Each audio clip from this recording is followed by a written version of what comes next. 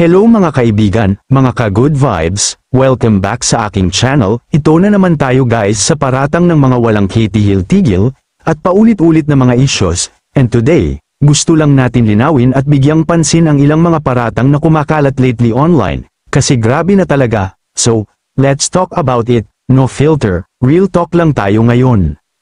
May mga naglabasan na naman na paratang mula sa mga ultimate at certified bashers ni Medeth. Ang sabi pa, naiinggit daw siya sa blessings ng ibang tao.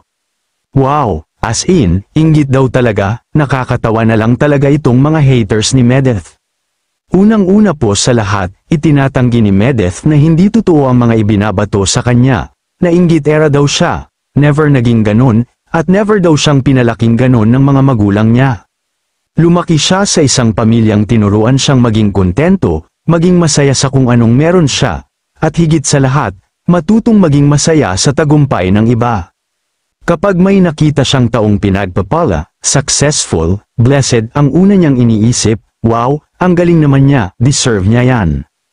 Hindi niya iniisip na, bakit siya meron, tapos siya wala. Dahil alam niya sa sarili niya na lahat tayo may kanya-kanyang timing ng blessings, at may kanya-kanyang journey. Kung ngayon siya, edi siya muna, darating din ang time para sa akin, kaya bakit niya kailangan mainggit? Ganito dapat ang mindset guys, be happy for others, support, uplift, and celebrate with them. Dahil ang blessings ng iba ay hindi ibig sabihin na kulang ka.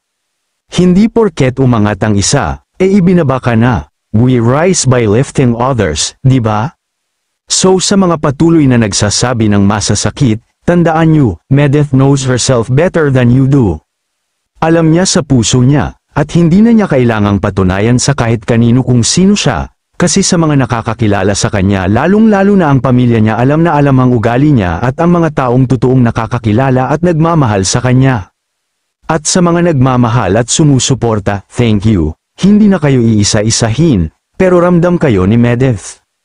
Kaya sa inyo rin, mga ka-viewers, mga supporters kung may taong umangat, huwag niyo agad husgahan ang iba na naiinggit lang.